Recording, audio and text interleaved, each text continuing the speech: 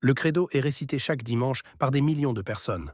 Mais peu savent qu'il a été formulé pour combattre des erreurs graves sur Dieu, sur l'homme et sur le salut. Car une erreur sur la foi n'est jamais seulement intellectuelle. Elle déforme la manière de vivre, d'aimer, d'espérer, et même de souffrir. Encore faut-il apprendre à le lire vraiment. Nous vivons à une époque étrange, une époque où l'on parle beaucoup de spiritualité, mais où la vérité semble de plus en plus floue. Dieu est évoqué partout, mais rarement défini. Le Christ est cité, mais souvent vidé de sa chair, de sa croix, de sa puissance réelle. Et au cœur de cette confusion, il y a un texte que presque tous les chrétiens connaissent. Un texte qu'ils récitent parfois depuis l'enfance. Un texte appris par cœur, mais rarement pris au sérieux jusqu'au bout. Ce texte, c'est le credo. Le credo n'a pourtant jamais été écrit comme une simple prière à réciter machinalement. Il n'est pas un poème, il n'est pas une formule symbolique vague. Le credo est une architecture de vérité. Chaque mot y a un poids. Chaque affirmation protège quelque chose de vital, et chaque omission, chaque déformation a toujours des conséquences profondes. Car dans la foi chrétienne, une erreur n'est jamais neutre. Une erreur sur Dieu blesse la manière dont l'homme se comprend. Une erreur sur le Christ affaiblit le salut. Une erreur sur la grâce, sur la résurrection, sur le jugement, déplace silencieusement l'espérance. C'est précisément cela qu'avait compris saint Thomas d'Aquin. Un homme souvent réduit à l'image d'un théologien froid, alors qu'il était avant tout un contemplatif radical. Pour lui, le credo n'était pas une construction abstraite, mais une parole capable de tenir toute une vie. Son origine, ses fractures, son combat, son salut et sa fin lumineuse. C'est pourquoi il ose faire quelque chose qui dérange encore aujourd'hui. Il nomme les erreurs, il les affronte une à une. Non pour condamner, mais parce qu'il savait qu'une foi imprécise ne sauve pas. Et pourtant, saint Thomas ne fait pas que définir. Il ne fait pas que réfuter. Il contemple. Sous la rigueur doctrinale, il y a une intuition profonde, intérieure. Si Dieu n'est pas un, l'âme se fragmente. Si le Christ n'est pas vrai Dieu et vrai homme, l'homme n'est pas sauvé. Si la chair n'est pas assumée, elle reste blessée. Si la vérité n'est pas révélée, la liberté se perd. Ce que je te propose ici n'est donc ni un cours académique, ni un discours spirituel vague. C'est une traversée. Une traversée du credo selon saint Thomas d'Aquin, éclairée par l'écriture et par une lecture intérieure de la foi pour retrouver ce que ce texte a toujours voulu être. Une parole qui met de l'ordre dans l'âme, une vérité qui unifie, une foi qui ne fuit ni la chair, ni la croix, ni le jugement, mais qui conduit l'homme, tout entier, vers la lumière. Si tu restes jusqu'au bout, tu ne verras peut-être plus jamais le credo comme avant. Pourquoi saint Thomas d'Aquin parle-t-il autant des erreurs? Pourquoi, à chaque article du credo, prend-il le temps de nommer ce qui est faux, ce qui dévie, ce qui déséquilibre? À première vue, cela peut surprendre. On pourrait croire à une obsession de la correction ou à une méfiance excessive. Mais en réalité, la démarche est beaucoup plus profonde. Pour Thomas d'Aquin, la foi n'est pas une opinion parmi d'autres. Elle engage toute la vie intérieure. Et c'est précisément pour cette raison qu'une erreur n'est jamais anodine. Une erreur sur Dieu ne reste jamais dans la tête. Elle descend dans la manière de vivre, dans la manière d'espérer, dans la manière d'aimer. Le credo, pour saint Thomas, n'est donc pas une liste de propositions abstraites, mais une règle de vérité. Une règle au sens fort, ce qui aligne, ce qui redresse, ce qui empêche l'âme de se disperser. Car l'homme peut croire sincèrement et pourtant se tromper profondément. Saint Thomas le sait. C'est pourquoi il ne commence jamais par l'émotion, mais par la vérité. Non pas une vérité froide, mais une vérité qui protège. Quand il réfute une erreur, il ne cherche pas à humilier celui qui se trompe. Il cherche à préserver quelque chose de vital. Car derrière chaque hérésie, il y a toujours une blessure cachée. Le refus d'un Dieu trop exigeant, la peur d'une chair trop fragile, le rejet d'un jugement trop dérangeant, ou le désir d'un salut sans croix.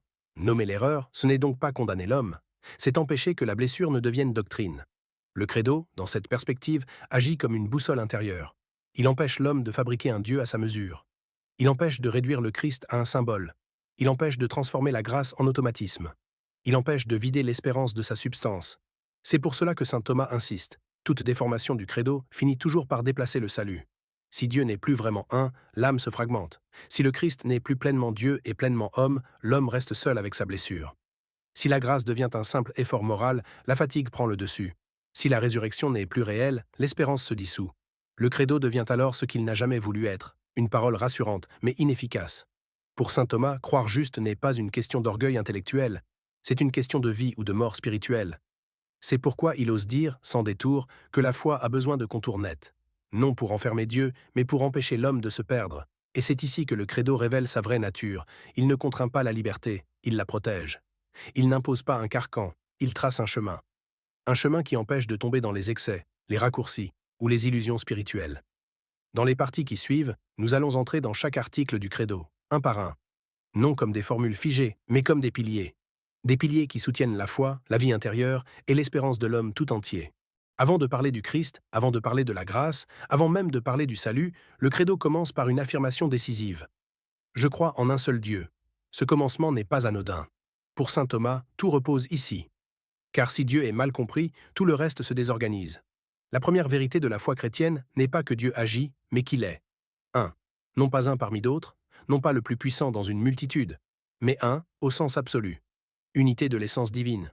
Saint Thomas insiste longuement sur ce point, parce qu'il sait que l'homme a toujours tendance à fragmenter Dieu. Quand la vie devient complexe, l'homme multiplie les causes. Il sépare le bien du mal, il oppose la justice à la bonté, il imagine plusieurs principes, plusieurs forces, plusieurs sources. Mais cette fragmentation a un prix. Quand Dieu n'est plus un, l'âme se divise. Certains pensent qu'il existe un Dieu pour le bien et un autre pour le mal. D'autres admettent un Dieu créateur, mais lui retire toute providence. D'autres encore acceptent l'idée de Dieu, mais la vidant de toute puissance réelle. Saint Thomas connaît toutes ces dérives. Il les nomme non pour polémiquer, mais parce qu'elles touchent au cœur de l'homme.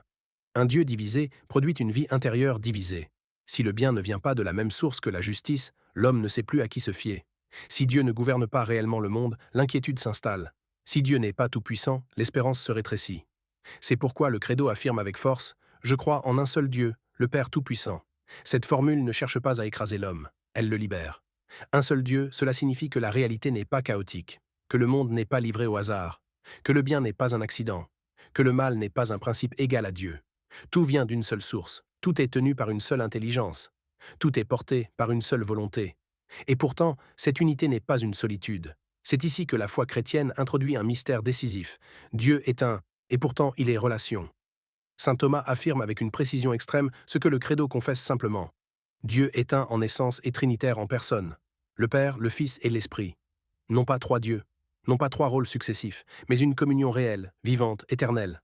Pourquoi est-ce si important? Parce que cela révèle quelque chose de fondamental. À la racine du réel, il n'y a pas la solitude, mais la relation. À l'origine de tout ce qui existe, il n'y a pas un principe fermé sur lui-même, mais un don éternel. Le Père n'existe pas sans le Fils. Le Fils ne reçoit pas sans se donner. L'Esprit n'est pas une force impersonnelle, mais la communion vivante de l'amour. Si cette vérité est perdue, la foi devient abstraite, et la vie chrétienne se dessèche. Mais quand elle est gardée, tout s'éclaire. La création cesse d'être un simple acte de puissance, elle devient un don. La grâce cesse d'être une récompense, elle devient une participation. Et la vie humaine elle-même cesse d'être un combat absurde, elle devient un appel à entrer dans une relation. C'est pour cela que saint Thomas protège jalousement l'unité et la Trinité de Dieu. Pas pour défendre une idée compliquée, mais parce qu'il sait que si Dieu est communion, alors l'homme est fait pour l'unité. Une unité intérieure, une unité du cœur, une unité entre ce qu'il croit, ce qu'il vit et ce qu'il espère. Dans la prochaine partie, nous verrons comment cette unité divine ne reste pas lointaine. Comment ce Dieu unique et trinitaire entre dans le monde, non comme une idée, mais comme créateur. Si Dieu est un, si Dieu est relation vivante, alors une question s'impose immédiatement. Pourquoi y a-t-il quelque chose plutôt que rien? Le credo répond sans détour, je crois en Dieu, créateur du ciel et de la terre. Pour saint Thomas, cette affirmation est décisive, car elle sépare deux visions radicalement opposées du monde. D'un côté, un monde livré au hasard, au chaos ou à des forces impersonnelles. De l'autre, un monde voulu, pensé, appelé à l'existence. Créer, dans la foi chrétienne, ne signifie pas simplement organiser une matière préexistante. Cela signifie faire être ce qui n'était pas. Le monde n'est pas né d'un accident. Il n'est pas le produit d'une nécessité aveugle. Il n'est pas le résultat d'un jeu de forces incontrôlées. Il est voulu. Saint Thomas insiste sur ce point parce que beaucoup de visions, anciennes comme modernes, refusent cette idée jusqu'au bout. Certains admettent un principe créateur, mais lui retirent la puissance véritable. D'autres admettent une intelligence à l'origine du monde, mais refusent qu'elle soit libre. D'autres encore acceptent un Dieu lointain, mais refusent qu'il gouverne réellement ce qu'il a créé. Mais toutes ces visions ont un point commun. Elles enlèvent au monde sa profondeur. Si le monde est un hasard, alors il n'a pas de sens. Si le monde échappe à Dieu, alors rien n'est vraiment confiable. Si Dieu ne gouverne pas ce qu'il crée, alors l'homme est seul. C'est pourquoi le credo affirme non seulement que Dieu crée, mais qu'il crée tout, le visible et l'invisible, ce que l'œil perçoit et ce qui lui échappe, la matière et l'esprit. Il n'existe aucun domaine qui serait étranger à Dieu. Cette affirmation est libératrice. Elle signifie que la matière n'est pas mauvaise, que le corps n'est pas un piège, que le monde n'est pas une chute. Tout ce qui existe tient son être de Dieu. Le mal, lui, ne vient pas de la création. Il ne vient pas d'un principe rival. Il ne vient pas d'un Dieu obscur. Le mal est une blessure, pas une origine. Et cette distinction est essentielle. Car si le mal avait sa propre source, l'espérance serait impossible. Mais si le mal est une privation, alors il peut être guéri. Saint Thomas voit ici un point décisif pour la vie intérieure. Quand l'homme croit que le monde est mauvais par nature, il fuit. Il se méfie du corps, il se méfie de la matière, il se méfie de la vie. Mais quand il comprend que le monde est créé par Dieu, il peut habiter la réalité sans la diviniser, sans la mépriser. La création devient alors le lieu de la rencontre. Non pas un obstacle à la foi, mais son terrain. Le travail, le temps, la nature, le corps, l'histoire, tout cela peut devenir langage de Dieu, non parce que le monde serait divin, mais parce qu'il est voulu. Et pourtant, créer ne suffit pas. Un monde créé peut encore rester extérieur. Un univers voulu peut encore rester muet. C'est pourquoi, après la création, le credo conduit vers une autre étape décisive. Dieu ne se contente pas de faire exister le monde. Il veut le rejoindre. Et cela passe par la grâce. Dans la prochaine partie, nous verrons comment ce Dieu créateur ne reste pas à distance de sa création, mais agit dans l'homme, non pour l'écraser, mais pour le rendre vivant. Si Dieu est créateur, s'il est l'origine de tout ce qui existe, une question décisive demeure. Comment ce Dieu agit-il dans la vie de l'homme? Le credo ne répond pas par une idée abstraite, mais par une expérience centrale de la foi chrétienne, la grâce. Pour saint Thomas, la grâce n'est ni un supplément religieux, ni une aide occasionnelle, ni une récompense pour les meilleurs. La grâce est l'action même de Dieu qui fait vivre l'homme de l'intérieur. Et ici encore, saint Thomas parle longuement des erreurs, parce que peu de réalités ont été autant déformées. Certains ont pensé que la grâce était inutile, que l'homme pouvait, par ses seules forces, atteindre le bien et le salut. D'autres ont admis la grâce, mais l'ont réduite à un simple encouragement extérieur. D'autres encore ont fait de la grâce une sorte de mécanisme automatique, indépendant de la liberté humaine. Toutes ces visions ont un point commun. Elles déséquilibrent l'homme. Soit elles l'écrasent sous une exigence impossible, soit elles le déresponsabilisent, soit elles vident la foi de toute transformation réelle. Saint Thomas, au contraire, tient ensemble deux vérités essentielles. Sans la grâce, l'homme ne peut pas se sauver. Sans la liberté, la grâce ne porte pas de fruits. La grâce n'annule pas la nature humaine. Elle ne la remplace pas. Elle la guérit, elle l'élève, elle la rend capable de ce qu'elle ne pouvait pas seule. C'est pourquoi la foi chrétienne affirme que l'homme est justifié gratuitement. Non pas parce que l'homme ne vaut rien, mais parce que tout commence par un don. La grâce précède l'effort, elle précède même le désir. Avant que l'homme cherche Dieu, Dieu l'attend déjà. Avant que l'homme fasse un pas vers le bien l'a déjà touché. Cela change radicalement la manière de vivre. La vie chrétienne ne commence pas par la performance, mais par l'accueil. Elle ne commence pas par la peur de ne pas être à la hauteur, mais par la confiance dans une action plus grande que soi. Et pourtant, la grâce ne transforme pas l'homme malgré lui. Elle respecte la liberté. Elle l'appelle, elle la sollicite. L'homme peut coopérer, il peut résister, il peut accueillir, il peut refuser. C'est pour cela que saint Thomas rejette toute vision magique de la grâce. La grâce n'est pas une force impersonnelle, elle est une relation vivante.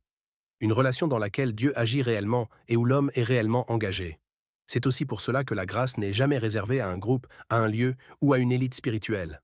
Elle circule dans toute l'Église. Elle traverse les sacrements. Elle agit dans les cœurs simples comme dans les consciences les plus blessées. La grâce ne supprime pas le combat intérieur, mais elle lui donne un sens. Elle ne supprime pas la faiblesse, mais elle empêche le désespoir. Elle ne promet pas une vie facile, mais elle rend possible une vie transformée. Pour saint Thomas, là où la grâce est oubliée, la foi devient lourde. Et là où la grâce est mal comprise, la liberté se déforme. Mais là où la grâce est accueillie dans la vérité, l'homme commence réellement à vivre. Et pourtant, la grâce ne dit pas encore tout. Car même une vie transformée reste marquée par la fragilité, par la mort, par la limite. C'est pourquoi le credo ouvre encore une autre perspective. Après la création, après la grâce, vient une promesse plus vaste encore, la résurrection. Après avoir parlé de la création, après avoir parlé de la grâce, le credo conduit l'homme vers ce qu'il affronte tôt ou tard, la mort. Non pas comme une idée abstraite, mais comme une réalité incontournable. La foi chrétienne ne contourne pas cette question. Elle ne la spiritualise pas. Elle ne la nie pas. Elle y fait face. Je crois à la résurrection de la chair. Cette affirmation est peut-être l'une des plus dérangeantes du credo. Car elle ne promet pas seulement une survie de l'âme, une consolation intérieure, ou une immortalité vague. Elle affirme quelque chose de beaucoup plus radical. Ce qui a été vécu dans la chair sera sauvé dans la chair. Saint Thomas insiste longuement sur ce point, parce qu'ici encore, les erreurs sont nombreuses. Certains ont refusé toute résurrection réelle, considérant la chair comme indigne de Dieu.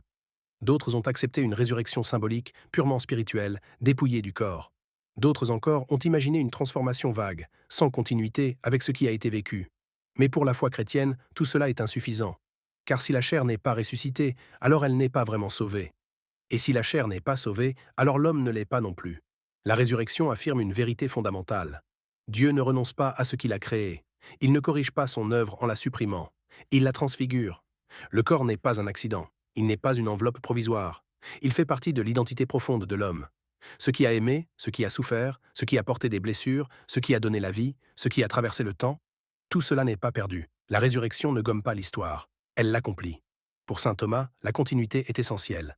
Ce même corps, transformé, glorifié, libéré de la corruption, mais réellement lui-même. Cette promesse change radicalement la manière de vivre le présent. Car si la résurrection est vraie, alors rien de ce qui est vécu dans la chair n'est insignifiant. Ni la souffrance, ni le don de soi, ni la fidélité cachée, ni les combats silencieux, tout est appelé à être relevé. La mort, dans cette perspective, n'est plus un mur absolu. Elle devient un passage. Non pas un passage facile, non pas une illusion rassurante, mais un passage réel, traversé par le Christ lui-même. C'est pour cela que la résurrection n'est jamais séparée, dans la foi chrétienne, de la résurrection du Christ. Il ne promet pas ce qu'il n'a pas vécu. Et parce qu'il est ressuscité dans la chair, il ouvre un chemin que l'homme n'aurait jamais pu inventer seul. La résurrection ne supprime pas la gravité de la mort, mais elle lui enlève le dernier mot. Elle affirme que la grâce, déjà à l'œuvre dans la vie de l'homme, ira jusqu'au bout, jusqu'à relever ce qui est tombé, jusqu'à guérir ce qui était brisé, jusqu'à redonner vie à ce qui semblait perdu. Et pourtant, la résurrection n'est pas encore la fin. Car après la mort, après le relèvement, vient une autre étape décisive, la rencontre avec la vérité. C'est pourquoi le credo ouvre encore vers une promesse ultime, la rétribution, la vie éternelle. Après la création, après la grâce, après la résurrection. Le credo conduit l'homme vers ce qu'il redoute souvent le plus, mais qu'il espère secrètement aussi. La justice. Je crois à la vie éternelle. Derrière cette formule paisible se cache une affirmation redoutablement sérieuse. La vie humaine a un poids éternel. Pour saint Thomas, la rétribution n'est ni une vengeance divine, ni un mécanisme automatique, ni une menace destinée à faire peur. Elle est l'accomplissement de la vérité. Car aimer véritablement l'homme, ce n'est pas nier sa liberté. C'est la prendre au sérieux jusqu'au bout. Si tout se terminait dans l'indifférencié, si le bien et le mal finissaient confondus, alors l'injustice aurait le dernier mot. Et l'espérance serait un mensonge. C'est pourquoi la foi chrétienne affirme que Dieu rendra à chacun selon ses œuvres. Non pas parce que Dieu serait comptable, mais parce que l'homme est responsable. La rétribution révèle ce que la vie a vraiment choisi. Elle ne surprend pas l'homme. Elle dévoile ce qu'il est devenu. Saint Thomas est très clair sur ce point. Après la mort, l'orientation profonde de l'homme se fixe. Non pas de manière arbitraire, mais parce que la liberté a atteint sa maturité. Ce que l'homme a aimé, ce qu'il a refusé, ce à quoi il a consenti intérieurement, apparaît alors en pleine lumière. C'est pour cela que le jugement n'est pas confié à un principe abstrait, mais au Christ. Celui qui juge est celui qui a partagé la condition humaine. Celui qui juge est celui qui a connu la fatigue, la solitude, l'injustice et la mort. La rétribution n'est donc pas étrangère à la miséricorde. Elle en est l'ultime vérité. Car la miséricorde ne supprime pas la vérité. Elle la rend vivable. Saint Thomas rejette ainsi deux erreurs opposées. La première consiste à nier toute justice finale, à imaginer un salut automatique, indépendant de la liberté. La seconde consiste à concevoir le jugement comme une condamnation froide, sans compassion. Les deux visions sont fausses. La première vide la vie de sa gravité. La seconde détruit l'espérance. La foi chrétienne tient les deux ensemble. La justice, parce que le mal ne peut être ignoré. La miséricorde, parce que Dieu ne se réjouit pas de la perte de l'homme. C'est ici que la notion de purgation trouve son sens, non comme une punition supplémentaire, mais comme l'achèvement d'une guérison. Si l'homme meurt dans l'amour, mais encore marqué par des attachements désordonnés, la vérité ne l'écrase pas. Elle le purifie. La vie éternelle, dans cette perspective, n'est pas une récompense extérieure. Elle est la pleine participation à la vie même de Dieu. Une vie où l'homme est enfin unifié, sans contradiction intérieure, sans peur, sans masque. La rétribution n'est donc pas la fin du chemin. Elle est son accomplissement. Mais il reste encore une réalité centrale sans laquelle rien de ce qui a été dit ne serait possible.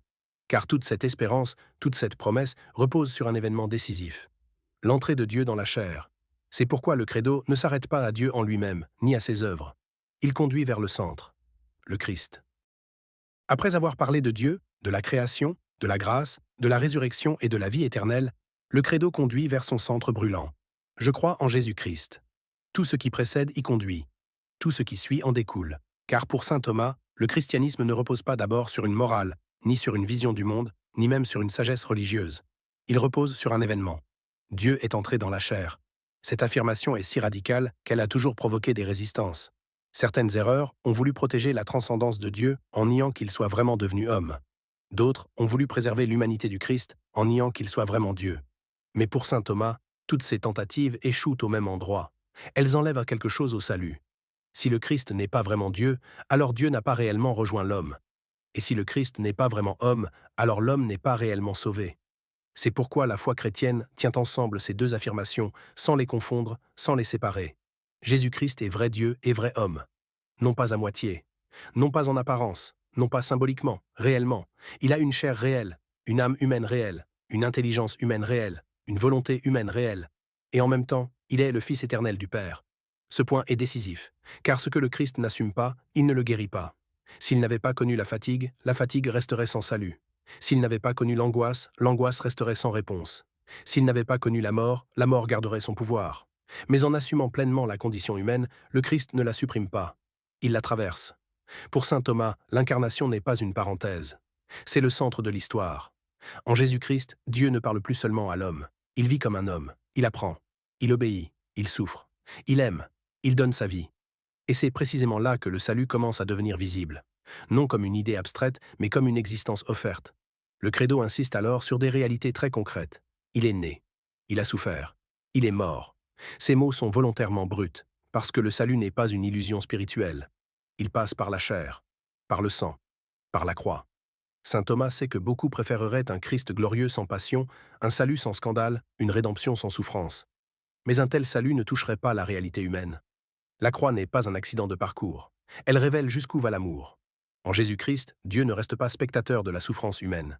Il l'assume, il l'habite, il la transforme de l'intérieur. C'est pourquoi le credo ne sépare jamais l'incarnation de la passion, ni la passion de la résurrection. Car celui qui est descendu est aussi celui qui est relevé. Et celui qui est relevé n'abandonne pas la chair derrière lui. Il l'emporte dans la gloire. C'est ici que l'espérance chrétienne prend une profondeur unique. L'homme n'est pas sauvé malgré sa chair, il est sauvé avec elle. Et cela change tout. La foi cesse d'être une fuite, elle devient une transformation. La vie chrétienne cesse d'être une ascèse désincarnée, elle devient une offrande vécue. Mais le credo ne s'arrête pas encore ici. Car ce Christ incarné, crucifié et ressuscité ne reste pas dans le passé. Il est vivant. Et il reviendra. C'est pourquoi il nous reste à entrer dans la dernière étape du credo. Le jugement, l'achèvement, la manifestation finale de la vérité. Après l'incarnation, après la croix, après la résurrection, le credo se tourne vers l'avenir. Non pas un avenir vague, non pas une fin symbolique, mais un accomplissement réel. Je crois que le Christ reviendra pour juger les vivants et les morts. Pour beaucoup, ces mots sont difficiles à entendre. Ils semblent appartenir à un autre temps. Ou bien ils évoquent la peur, la menace, ou une justice implacable.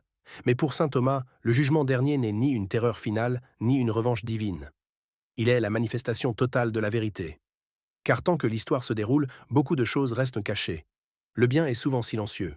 Le mal paraît parfois triompher. La justice semble incomplète. La fidélité est rarement récompensée. Le jugement vient répondre à cela. Non en ajoutant de la violence, mais en révélant ce qui était voilé.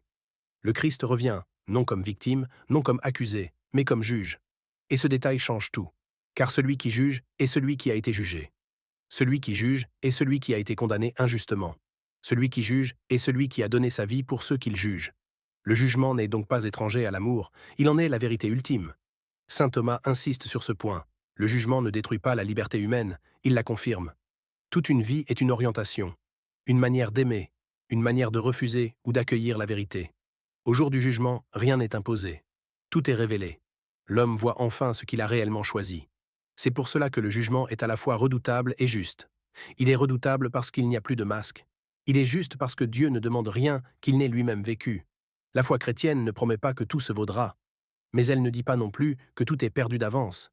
Elle affirme que la justice et la miséricorde se rejoignent en Christ, que le mal ne peut être éternisé, que la souffrance n'est pas oubliée, que l'amour fidèle n'est jamais perdu. Le jugement est ainsi la dernière parole contre l'injustice et la dernière promesse faite à l'espérance. Mais ce jugement n'est pas la fin. Il ouvre sur une réalité plus grande encore. La vie éternelle. Non comme une récompense extérieure, mais comme une communion enfin pleinement vécue. Une vie où Dieu est tout en tous. Une vie où l'homme est enfin unifié. Une vie où la vérité n'écrase plus, mais éclaire. C'est ici que le credo s'achève. Non sur la peur, mais sur l'espérance. Non sur la fin du monde, mais sur son accomplissement. Tout ce qui a été confessé depuis le début conduit ici. Un Dieu unique et vivant. Un monde créé et aimé. Une grâce à l'œuvre dans l'homme. Un Christ incarné, crucifié et ressuscité. Une humanité appelée à être relevée. Et une vérité enfin révélée. Le credo ne ferme pas l'histoire. Il lui donne un sens. Après avoir parcouru le credo dans sa cohérence intérieure, selon la lecture de saint Thomas d'Aquin, il reste une question décisive.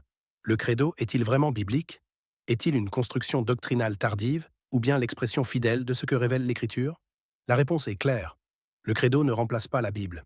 Il en est la mise en ordre vivante. Il rassemble, en quelques phrases essentielles, ce que l'Écriture proclame de manière multiple, progressive et parfois dispersée. Reprenons donc, pas à pas, les grandes affirmations du Credo et écoutons comment la Bible elle-même les atteste. Je crois en un seul Dieu. Cette confession ne naît pas dans les conciles. Elle est au cœur même de la révélation biblique. Dans le livre du Deutéronome, il est écrit « Écoute Israël, le Seigneur notre Dieu est l'unique ». Et le prophète Isaïe proclame « Je suis le Seigneur, il n'y en a pas d'autre. Hors moi, il n'y a pas de Dieu ». Le credo ne commence donc pas par une idée philosophique, mais par une proclamation héritée d'Israël. Dieu est un. Je crois en Dieu le Père Tout-Puissant. Dans l'Écriture, Dieu est sans cesse désigné comme Père, source, origine de toute chose. Jésus lui-même dit « Mon Père agit jusqu'à maintenant, et moi aussi j'agis ». La puissance de Dieu n'est pas une domination arbitraire, mais la capacité de donner l'être, de porter et de soutenir la création. Créateur du ciel et de la terre. La Bible ouvre par ces mots simples et vertigineux « Au commencement, Dieu créa le ciel et la terre ». Et les psaumes chantent « Par la parole du Seigneur, les cieux ont été faits ». La création n'est pas un accident. Elle est un acte voulu, pensé, aimé. Le credo reprend exactement cette affirmation fondamentale. Je crois en Jésus-Christ, son Fils unique, notre Seigneur. Dans l'Évangile selon Jean, il est écrit « Au commencement était le Verbe, et le Verbe était avec Dieu, et le Verbe était Dieu. » Et un peu plus loin, le Verbe s'est fait chair, et il a habité parmi nous. Saint Paul écrit aux Galates « Lorsque les temps furent accomplis, Dieu a envoyé son Fils, né d'une femme. » L'incarnation n'est pas une interprétation tardive, elle est proclamée explicitement. Il a souffert sous Ponce Pilate, il a été crucifié, il est mort et il a été enseveli. Le prophète Isaïe annonçait déjà « Il a été transpercé à cause de nos fautes, écrasé à cause de nos péchés. » Dans l'Évangile, il est écrit sobrement « Jésus, poussant un grand cri, expira. » La croix n'est ni symbolique ni métaphorique. Elle est un fait historique et un mystère révélé. Le troisième jour, il est ressuscité des morts. L'ange dit aux femmes au tombeau « Il n'est pas ici, il est ressuscité. » Et saint Paul affirme avec force « Si le Christ n'est pas ressuscité, votre foi est vaine. » La résurrection n'est pas un supplément spirituel, elle est le cœur même de la foi. Il est monté aux cieux, il est assis à la droite du Père. L'Évangile rapporte « Le Seigneur Jésus, après leur avoir parlé, fut enlevé au ciel et s'assit à la droite de Dieu. » L'humanité du Christ n'est pas abandonnée. Elle est glorifiée. Il reviendra dans la gloire pour juger les vivants et les morts.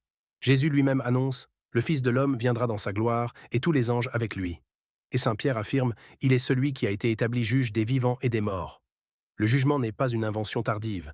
Il appartient à l'enseignement direct du Christ. Je crois à la résurrection de la chair et à la vie éternelle. Dans l'Évangile selon Jean, Jésus déclare « L'heure vient où tous ceux qui sont dans les tombeaux entendront la voix du Fils de l'homme et sortiront. » Et l'Apocalypse conclut « Il essuiera toute larme de leurs yeux. La mort ne sera plus. » La vie éternelle n'est pas une survie floue. Elle est la promesse d'un monde réconcilié. Ainsi, le credo apparaît pour ce qu'il est réellement. Non pas une réduction de la Bible, mais sa condensation vivante. Il ne remplace pas l'Écriture. Il la rend habitable. Il ne fige pas la foi. Il la protège. Il ne ferme pas la recherche. Il lui donne un socle. Saint Thomas d'Aquin l'avait compris avec justesse. Le credo est la forme stable grâce à laquelle la parole révélée peut nourrir l'intelligence, le cœur et la vie entière de l'homme. Nous arrivons maintenant au terme de cette traversée. Non pas à la fin d'un raisonnement, mais à l'aboutissement d'un chemin. Depuis le début, le credo s'est dévoilé non comme une formule figée, mais comme une parole capable de tenir toute une vie. Nous avons vu qu'il commence par Dieu, non pour s'éloigner de l'homme, mais pour lui donner un fondement. Un Dieu unique, non fragmenté, non contradictoire, source de tout ce qui existe, un monde créé, non par hasard, non par nécessité aveugle, mais voulu, porté, aimé. Une grâce à l'œuvre dans l'homme, non pour l'écraser, non pour le remplacer, mais pour le rendre vivant, une résurrection promise, non comme une fuite hors du réel, mais comme l'accomplissement de ce qui a été vécu dans la chair, une justice finale, non pour écraser l'homme, mais pour révéler la vérité de ce qu'il a aimé, et au centre de tout cela, un nom, Jésus-Christ. Non pas une idée, non pas un symbole, mais Dieu entré dans la chair, un Dieu qui n'a pas évité la souffrance, qui n'a pas contourné la mort, qui n'a pas sauvé de loin, mais qui est descendu jusqu'au bout pour relever ce qui était tombé. C'est ici que le credo révèle sa nature la plus profonde. Il ne cherche pas à enfermer la foi, il cherche à la protéger. Il ne réduit pas le mystère, il empêche qu'il soit vidé de sa substance. Il ne contraint pas la liberté, il lui donne un horizon. C'est pourquoi Thomas d'Aquin osait dire, sans détour, qu'une erreur sur la foi n'est jamais simplement intellectuelle. Elle touche toujours la vie, elle déplace l'espérance, elle fragilise l'âme. Le credo, au contraire, met de l'ordre sans rigidité, donne de la clarté sans dureté et ouvre un chemin sans illusion. Il dit à l'homme, tu n'es pas le fruit du hasard, ta chair n'est pas méprisée, ta liberté a un poids réel, tes choix comptent. et ton existence est appelée à plus grand qu'elle-même. Réciter le credo, après l'avoir traversé ainsi, ce n'est plus répéter des mots, c'est consentir à une vérité, c'est accepter d'être orienté, c'est se laisser unifier. Car au fond, le credo n'est pas seulement une parole sur Dieu, il est une parole adressée à l'homme, une parole qui lui dit d'où il vient, ce qui le blesse, ce qui peut le sauver et vers quoi il est appelé. Et peut-être est-ce là, finalement, le plus grand don du credo. Dans un monde fragmenté, dans une époque confuse, dans une spiritualité souvent dispersée, il continue de murmurer, calmement mais fermement, la vérité existe, elle n'écrase pas, et elle conduit à la vie. Et maintenant, après ce chemin, après cette traversée, il ne reste plus qu'une chose à faire. Non pas expliquer, non pas démontrer, mais dire. Dire avec l'intelligence éclairée, dire avec le cœur ouvert, dire avec toute la vie. Je crois en un seul Dieu, le Père Tout-Puissant, Créateur du ciel et de la terre, de l'univers visible et invisible. Je crois en un seul Seigneur, Jésus-Christ, le Fils unique de Dieu, né du Père avant tous les siècles. Il est Dieu, né de Dieu, lumière née de la lumière, vrai Dieu, né du vrai Dieu. Engendré, non pas créé, consubstantiel au Père, et par lui tout a été fait. Pour nous les hommes, et pour notre salut, il descendit du ciel. Par l'Esprit Saint, il a pris chair de la Vierge Marie et s'est fait homme. Crucifié pour nous sous Ponce Pilate, il souffrit sa passion et fut mis au tombeau. Il ressuscita le troisième jour, conformément aux Écritures, et il monta au ciel.